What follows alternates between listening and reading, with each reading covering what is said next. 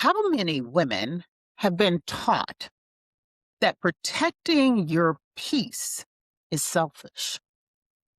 That saying you need rest is lazy? And that you're being mean when you say, I need to protect my peace? Today, we are going to address and break that lie.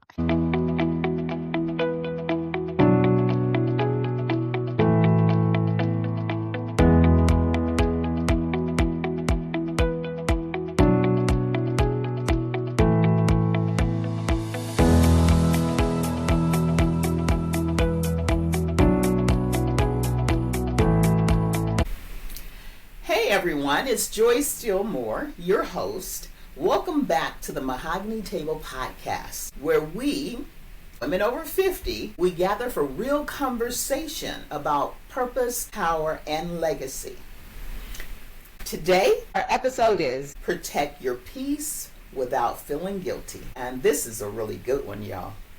This conversation is for women who are tired of carrying emotional weight. We carry spiritual weight, financial weight, and we're just overextending ourselves. So this episode is for you. We want you to stop feeling guilty every time someone chooses to put their weight on you.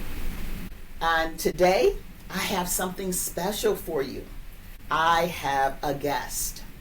Today's guest is a remarkable woman of faith. She is a creative, and she is a lady of purpose. Regina Williams, also known as the Barefoot Violinist, is a prophetic violinist, a speaker, a visual artist, a podcast host, as well as educator, and she's in the ministry. She's a missionary, and she's the co-founder of the Wonder Labs. She was born in Chicago, and she loves music. She started at an early age. I think it was around 7 when she started. Today, she has become known for her music. Her music heals, and it has touched people worldwide. Regina is a creative artist, and her music flows across various genres. She loves R&B and house music. Her work through the Wonder Labs and the Rethinking Weight Lab and podcast has been remarkable. It reflects a deep passion for training and helping people grow with confidence. It heals and it is transformative. She is very involved in ministry and performing arts, and she has performed around the United States as well as internationally. This includes Israel, working with the Holocaust survivors, and she's also shared the stage with numerous artists. Regina is a woman who uses her gifts to inspire, uplift, and bring freedom to others. We are honored to have her here with us today. Let us please welcome Regina J. Williams. Thank you. Thank you. Thank you for being here with me. Thank you for asking me to be here. Well, I appreciate you coming. You have so many talents, and you're such a magnificent artist. Yeah. Gina, I am just totally amazed at the many things that you're doing. And I know with you being the Barefoot Violinist, that is amazing. It is. Tell me what that means and why. Oh my gosh. Why the barefoot? Okay, so I was playing at church one day, and I had sandals on. And I always was at the front of the stage where there was a drop of 4 feet. And one day I was trying to play, and my sandals were loose, and I couldn't concentrate on playing. God said, kick them off. Oh, wow. When I kicked them off, I played like never before. Didn't think about anything. And everyone was like, I don't know what you did, but today was just like outstanding. Second service, same thing. I had the sandals on. I couldn't focus. God said, kick them off. And I kicked them off. And the same thing happened again. Still had no clue. Third time, God said, don't put them on anymore. Oh, so wow. When he said that, I took it as, don't put them on anymore. Not just that service, or, you know. And so from that point on, I had a friend one day She was walking along the stage, and she looked at me. She goes, you know, you're just a barefoot violinist. And I'm like, oh, wow. And so there was a connection that I had. It's turned into my brand. But the main and really the only reason is there's a sound that I hear that I connect with the music through me being barefoot. Yes, it's about being rooted and grounded, or being grounded with the ground, but there's a sound that I hear. There's a feeling when so you'll see me swaying or moving or dancing. Sometimes depends on the key that I'm hitting. Okay. I might even go on my tippy toes, and I'm on my tippy toes playing and kind of walking. It's just something that happens. Wow. It's like God takes over and gives me the sound. So I am called by God as a prophetic violinist to play prophetically over his people. So I have churches that will call me to play prophetically over their church, or convocations, or their conferences, or whatever the case may be, because it's a sound. Just like you get a prophetic word, Yes. It's a prophetic sound that he gives me. No song is ever the same when I play it, because it's meant for someone to hear for that moment. Well, Regina, that sounds amazing to me. And with that being said, I know that you're going to bless us with some of your sounds today. Yes, I am. So I am excited to hear. And without further ado, we're going to hear some of Regina's work. We're going to hear from the Barefoot Violinist.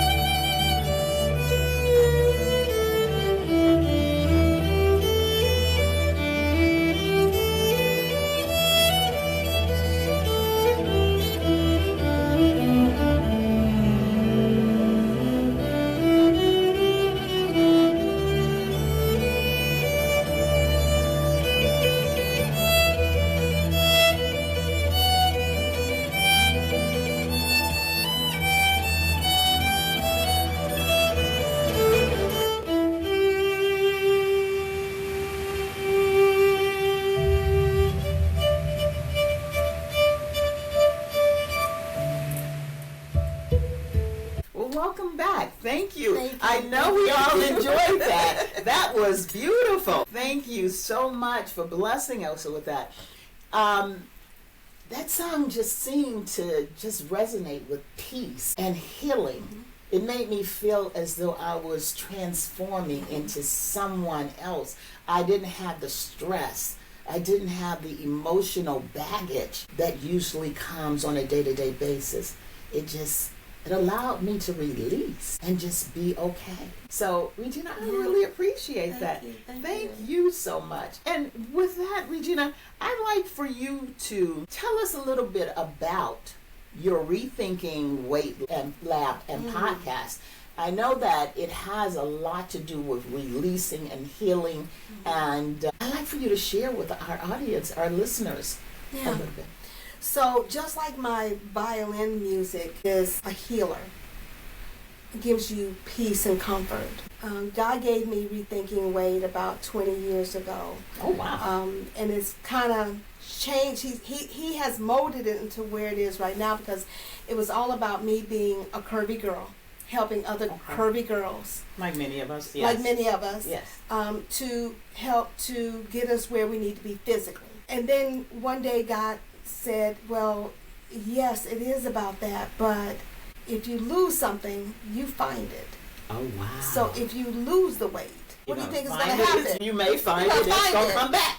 And more, yeah, right? Yeah. So he said it's really about releasing the weight. Oh, wow.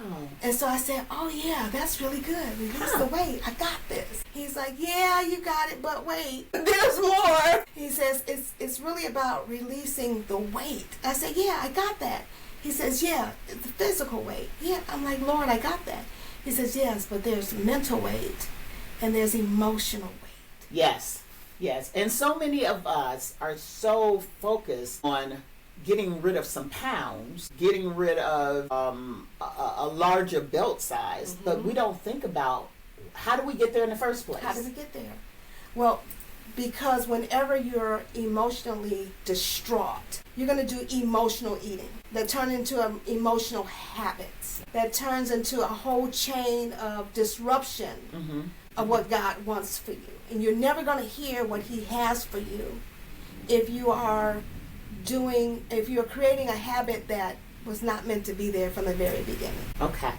So what happens is that you end up having this emotion, and then another layer comes right on top, and then another layer comes on top. So now you have all these layers and layers and layers. So what I'm hearing you say is that a lot of our weight gained, we're gaining weight, but we're also gaining complexity through the emotions, through the stress, through the other things that life kind of throws at us. Life throws everything at you, sometimes all at the same time. Yes. And if you don't know how to manage that, it's going to be overwhelming and it will overtake you. Wow. And that's where we end up being. For me, I've had a weight issue all my life. Literally. At the age of 7, I was 100 pounds. Before 7, I was large. But I was an overly active child. I jumped rope, swam, hopscotch. I had 5 apple trees. I butt whooped every time climbing the apple trees. There was a railroad track literally across the street. Wow. I shouldn't have been up on or the hills or anything else, but I was up there getting kookaburras and couldn't get all the kookaburras. So you were just active. I was just active, telling on myself on the kookaburras. So the weight didn't stop you. The weight never stopped me. Couldn't understand. You are outside all day, every day, even in the wintertime. How is it that you have this weight? So we found out through an endocrinologist that I had a thyroid issue and metabolism issue.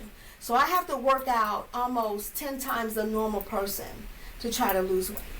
Okay. So that really kind of resonates with me, because it goes back to, I think there was an episode that I watched with Oprah, and she was talking about how weight is not only what you eat. It has a lot to do with some of your other backstory. And that's what I'm hearing you say. There's backstory, there's mental blocks, there's some health blocks there that may be preventing you. You don't know what you don't know. There may be, like you said, in your case, there was a thyroid problem. Wow. So he put me on a pill that messed up my entire body. Oh, wow. At 7 years old, you put a child on an adult pill. I lost the weight, but as soon as I stopped taking those pills, I would gain that weight back, because you were not tagging me or healing me at the source of the problem. You masked it. And so all my life it was trying to lose the weight. In high school, trying to lose the weight, I would get back on the pill.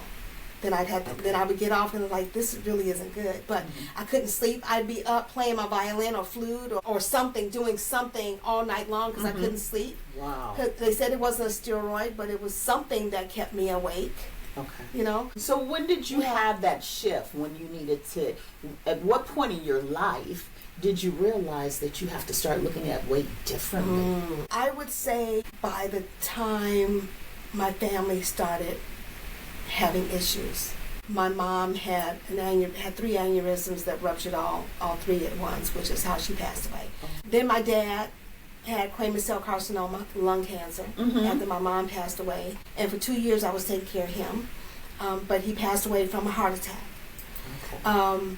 My oldest brother had heart surgery. My youngest brother, who's 4 years older than me, has had a battery of embolisms and heart attacks. And I had to stop and say, wait a minute. I hear it's genetics, but if I keep eating the way that I'm eating, which is the same way that they were eating, I'm going to have the same issues. When is it going to start? And so one day I was doing something called 72-hour fasting. Yes. Yeah. And so many of us do fasting. And that really helped. Okay. But if you don't change your mindset, I was right back. I had lost a lot. And so I found this program that really worked. I lost 58 pounds, and I've only gained about maybe 15 of it back, which is really good, because normally if you lose it, you're going to gain it back.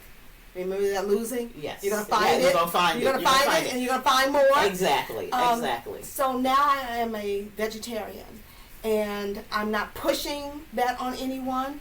I have plant-based e-cookbooks that I've created, that I just tell people, you know what, plant-based may not be for you. You eat meat. Just add the meat, but you have a nice clean base of food that just add the meat or add the fish or whatever it is that you want to add to that. You can do that. So you really are having people to rethink.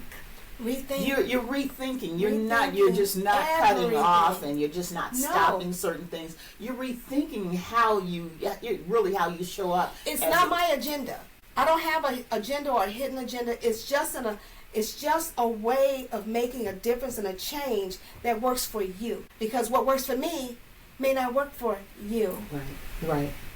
And you know what's interesting about that? There are so many programs out here that deal with neuroscience, your thinking, and how you reframe those thoughts around food. And that's what I'm hearing from you. I'm hearing you look at ways that you can reframe thinking about food and what food means to you. You don't have to just eat to eat. You can eat to satisfy your body. You eat to make sure your body is healed. But in our culture, we have to be careful with how we prepare that food, right? We do. What you eat can either heal you or kill you. And so we have to see, just because it tastes good doesn't mean that I have to have it, because... Take your time. I understand. It's very personal for a lot of us. It's very personal. It's very personal. For so long, we do what we want to do, when we want to do it, the way we want to do it, how we want to do it. And there comes a time when you have to realize that enough is enough. Yes. And you have to make the changes. We're not getting any younger, but in the midst of us getting older, things are not the same as they were when we were younger. Right. My food is not the same. Food is not the same as it was when we were younger. Right. Meat is not the same as it was when we were younger. Processed food has really changed our bodies, our minds, the dynamics of how we eat. We eat a lot of fast processed foods. Again, it stacks on the pounds, it stacks upon the health issues. We're constantly turning to fast food that now we're looking at all these other problems, that all this other weight it is that we put on ourselves. It is so common and so easy to go back to your old habits because they become habits, but they're not here to help you to make that change. And so Rethinking Weight is all about trying to help you to just make a shift, make a change, just add this, just do this. You can still eat the way you want to eat, but change something somewhere along the way to make a difference. Yes. You don't have to do it all at once. I did it cold turkey. I went throughout my house and I threw away everything. You became a vegetarian cold turkey? I literally had just gone grocery shopping and had bought a whole bunch of meat. And how did your husband feel about that? Boyfriend, not husband yet. He was your boyfriend. but that is a real paradigm shift. It's a real paradigm shift. Yes. When you all of us, yes, you now, someone who grew up eating meat, someone who sat around the table with family eating certain kinds of... My father barbecued. Oh my gosh, the meat would fall off the bones. Yeah, I know about that. Oh, but literally, when you are barbecuing your meat, you are charring it, and that char is cancerous. And we don't think And we don't think about that. We don't want to think about it. And please don't tell me about it. I don't care. Don't talk about that. It tastes good. Because this is what I love, this is what I want, and this is what I'm going to eat. And this is how we do it. This is what we've always done. We didn't think about it. We didn't rethink it. Yeah. This is not new. It's really interesting. And then when we look at the physical component of how it shows up in us physically, Long term. it blows our Long minds. term. You know, this is my golden year. I was born 1963, and I'm 63. Oh, wow. And look amazing. Thank you, Your darling. skin is so beautiful. So, you know, I have to think about where my family went, at what time did my family start getting ill? And I had to quickly do something to make a shift. Now, I am nowhere where I need to be, but I am 58 pounds lighter than I was before. Yes. That is huge. That is huge. I am doing something. I'm part of a podcast, a mentor group, and we are doing a 30-day challenge where we have to post every day for 30 days. And so I weighed in yesterday. That was my first day. You know, I talked a little bit, and I did a whole weigh-in because I'm holding myself accountable. But now people watching my podcast show are going to hold me accountable. Okay. My friends that watch that are going to hold me accountable.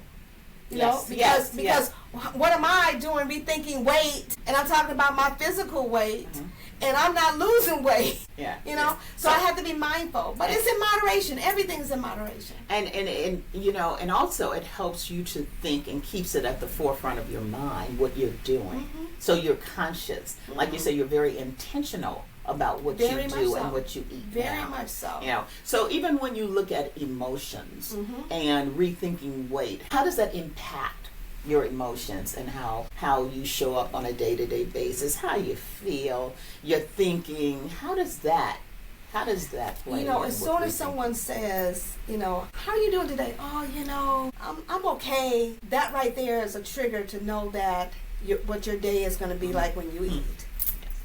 Because you're going to feed that emotion of being okay because you want to be great. You want to be great. You want to feel good, you know. But I don't feel good. But I know if I have that pizza. But you know what's interesting about that? It's going to make me feel good. And we'll say we feel good. Oh, yeah. We're going to say we feel good, and we really don't. We put all this into our bodies, and now it's like at the end of the day, you're weighed down. You don't have energy to exercise. But why was it that you didn't feel okay? Are you not feeding your body physically right foods? Are you not feeding your body spiritual food? Yes. You're not feeding. What is it that you're feeding your body? Because whatever you're feeding on is going to produce how you feel. Yes. And you really just hit upon something, because I am a person who believes you're supposed to feed your mind, not just your body, but your mind. So when you speak of feeding your mind spiritually, tell me more about your thoughts, because I know you've done a lot of missionary work. Yeah. Tell me about your thoughts on spiritual habits and how the impact to how we show up. Okay.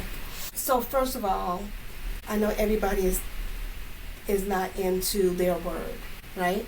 And feeding their mind. Yes. With the right materials. Yes. If you're listening to, nothing's wrong with listening to secular music, but if that's all you're listening to, when do you have time to meditate? Yes. When do you have time to really be with yourself? Today was day 2 for my challenge, and I did a whole thing of just breathe. And just breathe really is just taking the time to just relax, meditate. And breathing is so important for your mind, your body, your spirit. Because if you're not getting enough oxygen, then you can't focus. Yes. You know, you can't really think the way you really need to. You take the time to just sit and breathe deeply with your nose, hold it, and then breathe it out through your mouth. And just meditate and just think on the goodness of what God has done for you, through you, to you. So actually your spiritual habits and feeding your mind can uplift you and even help you with losing the weight, because when you feel better about yourself, when you know whose you are, when you know that you don't have to fear anything, you have a lighter presence. Stress will mess you up. And the Word of God is here to give you life and that more abundantly. Yes. And even if it's reading, the daily word, the pamphlets, you can find them almost at any church or any location. They'll have little pamphlets. Even if you just took those pamphlets and read the story of the day, and it also gives you a little bit of scripture right there. Yeah. Do something, make a difference, make a change. If you're not there 100%, but you want to be, just say today, you know what, I'm just going to open up the Bible, and wherever it opens, I'm just going to read a scripture. I'm just going to read a little bit of something.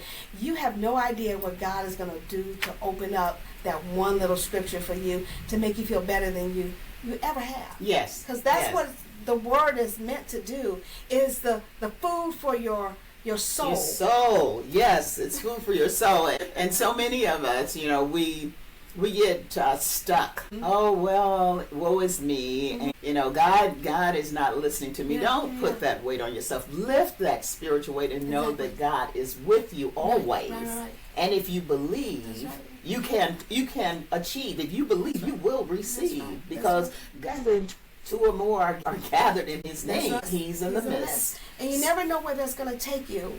Going to Israel, that was my second trip. Okay. But I've done many different mission trips.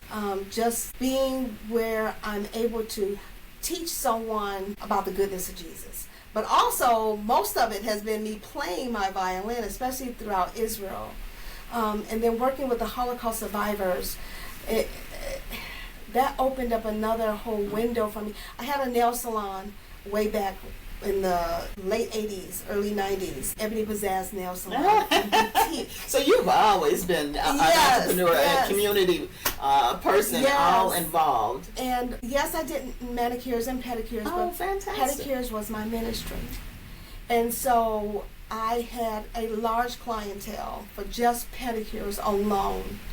And when I was going to Israel, and they said they had this group of Holocaust survivors, and we don't know what we can bring to them. If you have any ideas, let us know. And so I'm like, well, God, what could I do? Here I am. At that time, I was a nice size black woman. Mm-hmm. I had no hair like now, except for it was like blonde. But I'm like, what could I bring to Holocaust survivors? I'm looking at my skin. I'm a black woman.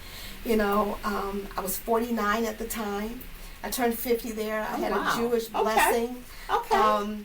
And beautiful. I heard the Lord say, "What have I given your hands to do?" See, the Lord in the Bible, the Lord tells us that He would bless the works of your hands. And He was like, "What have I given your hands to do?" And so I'm thinking about all the different things that I've done, and I've done a lot. And I'm like, my main thing is my violin. That's what I do full time. But what else have I given your hands to do? And I kept thinking, then it hit me, and I'm like, no, are you kidding me? And so I went to the woman that I was connected to there, and I said, what do you think about doing pedicures? And she said, oh my gosh. She says, that could possibly be amazing. Let me find out. And I had over 50 people that I did pedicures for when I was there. They had never been touched. A lot of them have never been touched. Because of what happened to them. Jesus' feet were washed. Yes. That's a spiritual connection. But these people had never been physically touched since a lot of them never married. They never had children because they never wanted them to go through the same thing. They told me their stories. They showed me their numbers. And I did everything I could to do not to bust out crying as I'm doing their pedicures. And then they would cry afterwards because a lot of them were in pain because they had ingrown toenails. And that was one of the things that God allowed me to know how to do, was to do that. And they would be in no more pain, and they gave me gifts galore. I had so much. I had to buy like 2 other suitcases to bring all this stuff home. Oh, amazing. So would you say that was a type of healing? Not Absolutely. only for them, but also for you. For me. Blessings flow 2 ways. For me, yes. Yeah. So how do you think you helped them with a healing? How did you think that interaction, that touch, helped? That's the word right there, the touch. They had not let anybody touch them, but they allowed me to do their pedicures. A black woman. How peaceful is that? How beautiful How is that? it was, That was and wonderful. I have on the barefootviolist.com there is a piece called Call to Missions, and underneath Call to Missions, God had me to set up a website, and it is literally every day, because He had me set it up where people would be able to send me money while I was there. Okay. And I had to show them, well, I didn't have to, but I wanted to show them that I wasn't there just kicking back and having a party with their money on vacation. So what God had me to do was take pictures every single day. I was there for, I believe it was 2.5 months, which came out to 74 days exactly. Wow. And so I have pictures of every day that I was there and everything that I did, and all the Holocaust survivors and different gifts that they gave me, and just my whole walk throughout Israel. I lived in Haifa, which is a neighborhood. Regina, I can only say that you are definitely a healer, and you have healing properties. What a wonderful thing. When women today look at all of the stress that they carry, the pain that they carry, and they're not only carrying their pain, but many of them are in the sandwich generation, so they're caring for an aging parent, they're caring for a grown And that's child. another whole thing, taking care of a So- parent. And they're caught in the middle. Yeah. They're caught in the middle. So when you look at healing, which you have a lot of experience with working with people on helping them to heal and helping them to just have some peace, do you think that there's any place for guilt and maybe not thinking about doing everything for everyone else, but doing something for themselves? What's your thoughts on that? That's really key. I gotta say one, and then I'll go into the other one. Taking care of my mom for 20 years was a huge blessing, but it was also a huge burden. Tell me more. Because I love my mom. Yes. She was beautiful. She was so small that I could pick her up in my arms like a baby. So she's tiny, right? It's I call her my little Cupid doll. There wasn't a lot that she could do for herself, but what she could, I allowed her to do that. But taking care of her was stressful. Mentally, physically, financially, I had to find businesses where I had one of the reasons why I had the nail salon was because I needed to be at home. My dad was working. Somebody had to be there. My brothers weren't going to do it. They weren't even in Chicago. So it was on me. Only girl, so it was on me. I stepped up willingly, not a problem. But I'd have to say it was draining in every sense of the matter. And it wasn't. And what's interesting is that not alone. There's Many women. There's millions of go women out through here that. are going through this. Yes. Yeah. You're not alone. Many of us. And men too. Men too. Men too. The statistics say though, 50 to 63% of our caregivers are women. Black women Yeah. have an even larger number. It tears you down. It tears you down. And so you have to find ways. And I believe that's why God gave me being a foreign missionary and traveling as much as I have throughout this world. So have you found that healing? You helped your mom because you loved her, and she was just such a valuable person in your life. She was the matriarch. She's the reason why I play the violin. Wow. My mom played, my brother played, I played. That's all I heard 9 months in the womb. There was a lot of healing there. It's a whole lot. Of It's a healing. whole lot. So I had to, there's no reason why I would not give back. But in the midst of that, every time I needed to go or wanted to go on a trip, God always provided me with something for my mom. Somebody to be there that I would never have to worry about anything. So I can go do and bring healing to me. Yes. Helping somebody else. Yes. Still brought healing to me. And then I started taking I call it baby, my violin's my baby. So bringing baby with me and then being able to play. And that's another healing level. Such a healing. Yeah. Oh my goodness. It really brings out the peaceful spirit. And for me, listening to you play, it just calms my spirit. And it just opens my mind up just to take in, to be present. And I think that's such a beautiful thing. So many of us as women, as mothers, as daughters, as sisters, we're taking on so much. And as you have often said, with rethinking weight, we're just stacking it on. We're stacking on the various, the types of weight. Yeah. It may not all be pounds, but there's a lot of weight that we're stacking on our shoulders. Stress is weight. Yes. Yes. Depression is weight. Yes. Health problems.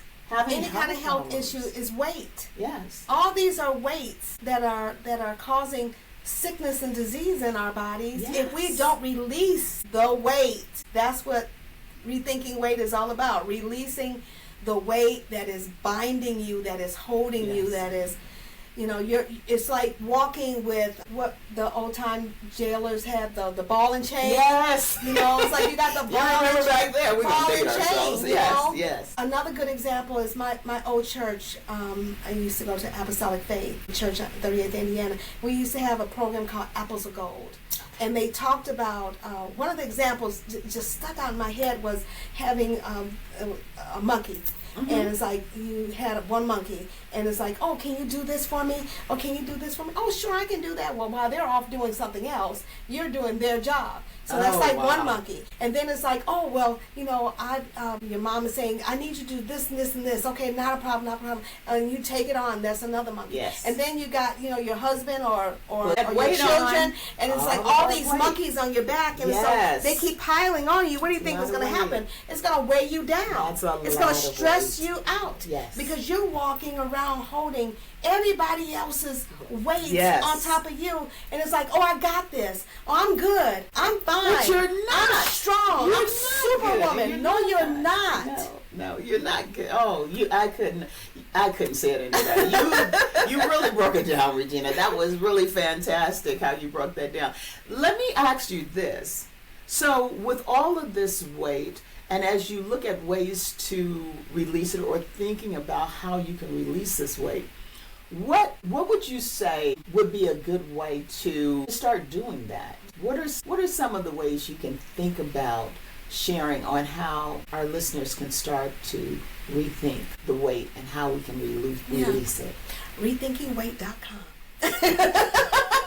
Okay, that was a quick plug. That was a very quick plug. Okay. You have to take the time to start journaling. And I don't mean just like a regular journal. Make a list, 2 lists, of the things that you like and the things that you don't know. You're going to need to make 4 lists. The things that you like and the things that you don't like. Another list, the things that stress you out and irk you to no end. And another list of the things that you like, love, and are passionate about. And then take a look at that and start checking off which one are you flowing in. Are you flowing with all the stress and all the things of life that weigh you down, that depress you? Or are you really walking in the peace and the calm and the love that God has for you, the things that you love and want to do? Are you doing the things that you love and want to do? Yes. When was the last time you had a massage? When was the last time you went to the spa? When was the last time you really had a chance to just sit back and unwind without your cell phone, without an email or computer in front of you? When was the last time you took time out for you?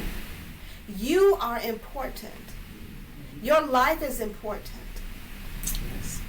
Whether you think of it or not, your life is important. And the more we do things that pull us in the wrong direction, God's like, if you're not going to listen to me and I'm trying to help you, why are you here? Wow, that's deep.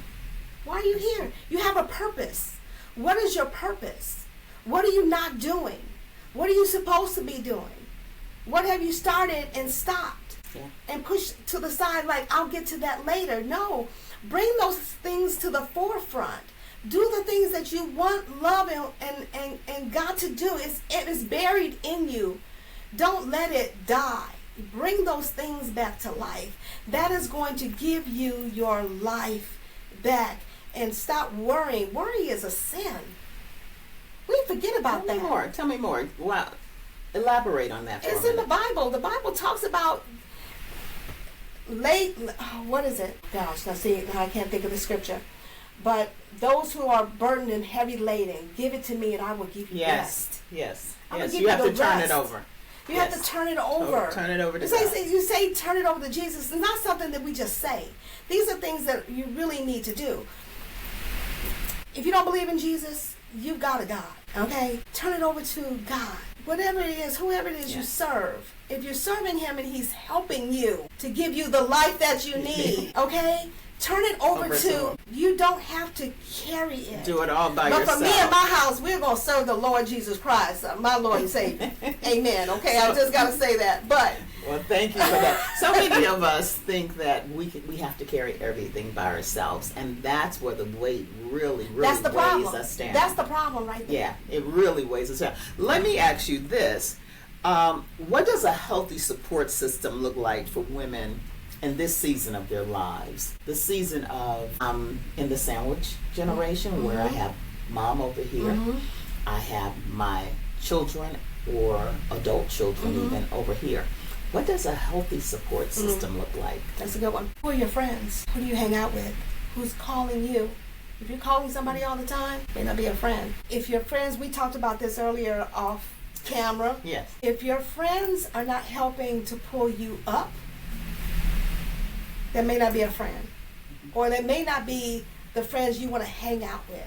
Friends support each other. Friends are there for you. Friends help to undergird you and guide you and talk about you when you need to be talked about. And they talk about you to your face. And in your face. I'm gonna let You're not going to hear it from somebody else. I'm going to tell you. Exactly. You know, you got to get it together because about I care about you. Yeah. And so having that support system, would you say, really can change lives? It can change how you show up. It can change how you navigate this whole path. And notice I said friends, because we got family. Do I need to say more? Well, only thing I can say about family is we can choose our friends, but we cannot choose our family. Now, some of us have families that work together. Yeah, some of us. Fantastic. And that's beautiful. Yes, I love your family. Thank you. I don't got that family, you know, and there's many people out there that don't have that family, but you have friends that are now your family. They are just like family. That you chose. Yes. With you and help you and lead you, guide you. Those are the people that you should be with. So if you got natural family, that's awesome. But if you have to, you know, your friends that are your family, let them lead and guide you. If they're telling you something, most times they're telling you that for a reason. And they're there to give you that support. And you know what I realize? A lot of us, when we're trying to release different weights that we carry, we don't realize that many of our friends may have gone through something that's similar, that can share some insight, or who can help you with some solutions or ideas. You know, my mom often says, why don't you bounce that off on someone else? Someone who may have had some similar experiences. Exactly. So you don't know what you don't know. Right. So in having conversation with friends, close friends, and I wouldn't say just anyone. No. But people that you feel that you can trust. And in some cases, people who may know a little bit more than you do. You know? So they may have wisdom that you don't have, you've not yet obtained. Exactly. So I would say that those are people that you really want to make sure that you keep close and that you getting the right guidance. Getting the right counsel. Yes. Yeah. Yes. And it makes a big difference. So Regina, let me ask you this. When it comes down to protecting your peace, women over 50 tend to want to do everything for everyone. Everybody out there is doing their thing. But we are the savior. We are the 911 call. We don't think that we need to protect our peace. What do you say about women who have not yet figured out how to protect their peace and why it's important? I'm smiling over here because I hear this song in my head by the Winans. No. Learn how to say no. Learn how to say no. Yes. You better learn how to say no. That's going to be your BFF sometimes. But if I say no, then it's going to hurt someone's feelings. Oftentimes that's what women think. But it's okay that I'm mad and upset because I ended up doing something that you wanted me to do. No. So we have to guard our peace. We have to guard our space. This is my space right here. Don't come in here disrupting Yes. my peace, especially when I'm in my peace. Don't disrupt me. So is it wrong for women to want to say no? It is not wrong to say no. It is not wrong to say no. Now, and you don't have to give a reason. I'm not available. I'm not able to. I can't. If it messes with your spirit, you know that person that likes to call, girl, can you just drive me over here? Girl, can you just do this? Oh, can you just, yeah. So you have to just be careful of people who are always pulling on you. That could be a spirit. So what I'm hearing Always you say, trying to drag you and take you someplace that you don't want to go. it's time to say no. It's time to say Set no. those boundaries. You have to. It's for your own peace. Yeah. You didn't want to go. You didn't want to do that. You didn't want to leave your house to do that. Now, of course, if somebody really needs your help, that's a different story. Sure. But you know when they need your help and when they're on something? That is so true, because you have You know the tone of the other. Oh, this is not going to be good. you have people who like to play in their own 911 movie, Yes. and they want you to play in the movie with them. Your emergency is not my Always emergency. has an emergency. Always has an emergency, as opposed to figuring it out. Wow. Because you're so good at it. That's why I call you, because you're so good at it. yes, relieve. Girl, I know if I call you, you're going to talk me down. Now it's 2 hours later and I've been on this phone and it's like, good golly. And you carrying their weight. And now you're carrying their weight. Now you're depressed. They're happy. They're fine. They're good. You want prayed for them. You want sang to them. I might have taken out my violin and played for you. You happy. You good. I'm depressed. Yeah. What, as the kids say less. Say less.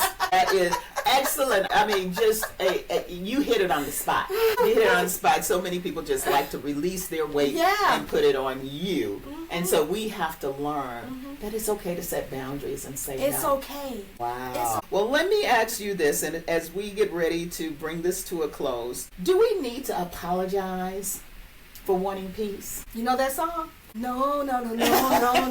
Well, sometimes it feels we feel so guilty. We get very guilty. Again, that is the trick of the enemy to try to pull you back down again. That? Because the enemy comes to kill, steal, and destroy. Okay. So if you're messing with my peace, if you're coming after my peace and you just killed my peace, that's part of the kill, steal, and destroy. You just destroyed how I am and how I'm feeling. Again, it's scripture. Yeah. So and you here's have to the be thing. careful. So many women do not understand how important it is to guard their peace. And it doesn't matter from who? Children. It doesn't. From husbands, from boyfriends, to girlfriends, to your co-workers. There's just a way that when you are in that place, you have to guard your heart and mind. Yes. That's what the word says. You got to guard your heart and your mind. So it's spiritual. It's spiritual. Yeah. It's a spiritual attack. Wow. There are times when I'm messed up. I've got to go pull my violin out and I'll just start playing. Oh, that's beautiful. You know, because and you just I got release to get. it. You're releasing and then the next thing I know, I'm like, I'll just play a song. The next thing I know, it's like 2-3 hours later. That's fantastic. So what is it? You don't have a violin, but what do you have? Do you have a voice? Do you write poems? Do you sing? Do you write? Do you journal? What is it? But where is your peace? Where are you finding that comfort of being still? Find that place when you're going through. So with that being said, at the end of each of our episodes, I do something called Do This Week. I leave the readers with 3 things. I leave the listeners as well as the readers from YouTube. I leave them with 3 things that they can do. And I actually challenge them to do. You said several things that just sparked an idea and thought in my head, such as journaling. I am a big time journaler. I journal everything. I have journals from when I was young, and I still have them. And it allows me to release and just be with my thoughts and be intentional. And also, it allows me to get the emotions out. It allows me, as you mentioned earlier, to release the weight. There's so much weight that we carry. And if we don't have a way to release it, it stays in us. And then it transforms into other things. Yes, it does. So when I look at Do This Week, and 3 things that you would recommend our listeners do? I know journaling is one. Yep. What are the other two things that you would suggest our listeners do this week? What challenges would you give them? So yeah, definitely journaling. Breathing. Taking the time to really breathe and meditate. Just think about the goodness of the Lord as you're breathing. Getting that oxygen in, giving your body that release, and stress just will help to go away. And then working out. I've started something, with Rethinking Weight. I have, my e-cookbooks. I've got a membership plan. I've got two membership plans. I have one that's open right now. The other one I open later on, where the Barefoot Violinist will come and you'll have a chance to hear me play, and we'll do like Zooms. We can all come in together, community. But with that is moving light, or move light. Something God gave me. We don't work hard. We do not work hard, but we work. We move. You don't do hard work. We don't work hard. We're not doing a whole lot of aerobic stuff, right? Yes. When you are a curvy girl, depends on what size. For me, I was in a bad car accident last year, January, and I can't do the aerobics like I really want to, because and I couldn't play for a long time. It messed up my lower back, which I still feel, my neck, which I still feel, my left arm and my right shoulder. Well, my right shoulder, I'm playing like this. My left arm, oh my gosh, it was a hot mess. But for some women, you have problems with your knees, you have problems with your legs, you have problems with your ankles, or whatever the case may be. So God gave me Move Light, which are like 10-minute workouts that are easy and simple to do, but it's going to get your blood flowing and really pushing you to where you can still have that workout. You may sweat a little bit. Mm-hmm. It's not gonna be anything major, but it's gonna get that blood pumping, that circulation going. You have to have that, especially for me. Like, I'm teaching in school. I teach at a high school, drawing, sculpting, and painting, and so I'm sitting a lot. I may get up and I'm walking around or whatever, but I'm sitting. Yes. When I'm at my computer, because I build websites, I'm sitting at that computer all day long. Or if I'm doing my podcast, I'm sitting. If I'm editing, I'm sitting. So I'm sitting a lot. So I have to find time to get up and do something. How often do you do the Move Light? For the Move Light program that I created, it's just 3 times a week. Okay. Right. And it's consistency. It's just 10 minutes. Consistency and momentum. Yes. It's consistency, right. But in between there, there's little exercises that I'll do, just standing up on the tip of your toes, right? And going down helps to pump oxygen and blood up your body. And just doing that for like 10 times or 20 times helps, Okay. So, since you heard it, as Regina mentioned, we want to look at number 1, we want to journal. 2, we want to make sure that we do our breathing. 3, we want to meditate. And she even gave us a bonus. We want to move light. So we want to make sure that you do this week. This is your challenge. This is for you, for your peace. You deserve it. So own it. Regina, I want to thank you and let you know how grateful we are for you reminding our sisters out here that it's important for them to heal.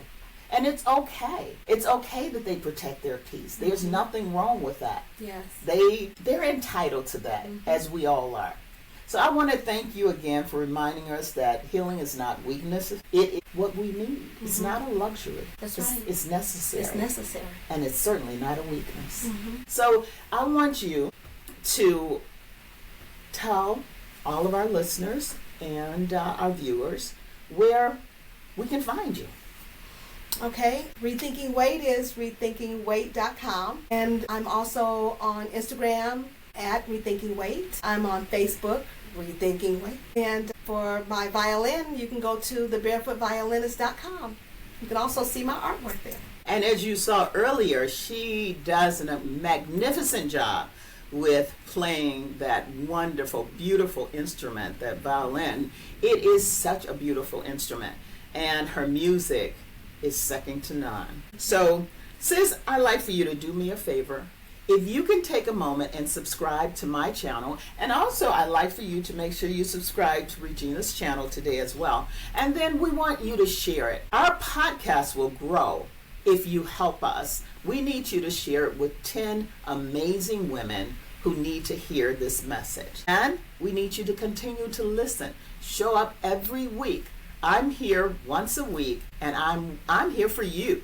And we're coming with new content, new information every week. So thank you for showing up. Sis, if you want a structured setting, sisterhood community, make sure you take some time and join us at the Mahogany Circle. I will put the link in the description, and we would love to have you come in and have conversation.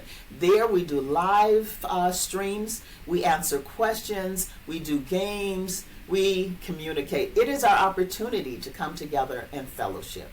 So I look forward to seeing you at the Mahogany Circle, and look for the link in the description. Until next time, we're wishing you much peace, love, joy, and abundance. Thank you again, Regina, for being here. Thank you so much for having me.